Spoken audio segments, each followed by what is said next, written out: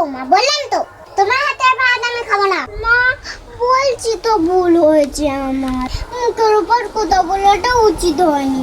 আর এমনটা হবে না, এই কথা দিচ্ছি। খেয়ে নিন ভাত কোটা। না না বৌমা, একবার যখন বলেছি খাবো না তো খাবোই না। এবার থেকে আমার রান্না আমি রেঁধেই খাবো। সামান্য কোথাতে যদি আমার এত রাগ হয়ে যায় তবে আমার আর কি করার। এখানে ঢাকা দিয়ে রেখে গেলাম, আপনি খেয়ে নেবেন খিদে পেলে। বয়ে গেছে ওর হাতে রাধা ভাত খেতে, আমি না খেয়ে শুয়ে থাকবো।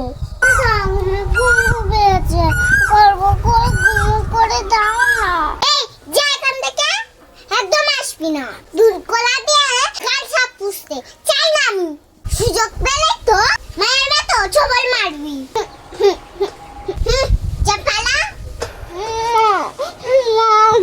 না না, এদেরকে বিশ্বাস নেই, নিশ্চয়ই ইনে বিনে বলবে ও মারকে। আমিও যাচ্ছি।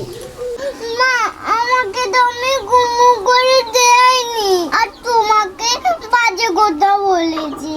তাহলে খুব পচা। শোনা, ও কি কথা?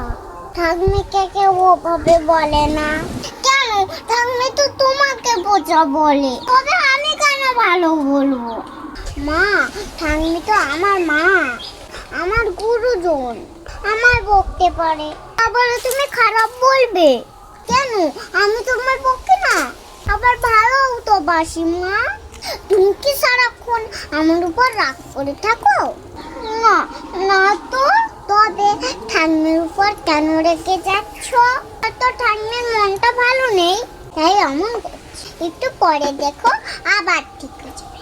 ঠাম্মিকে পচা বলো না মা। ঠাম্মির মন ভালো নেই, আমি যাই, ওনার মন ভালো করতে হবে। সরি ঠাম্মি, আমি তোমার ভুল বুঝেছিলাম। না শোনা, তুমি ভুল করোনি। ভুল তো আমি করেছি, তোমার সাথে আর তোমার মায়ের সাথেও। মা, তুমি ওর সাথে সাথে আমাকে আজ অনেক কিছু শিখিয়ে দিলে।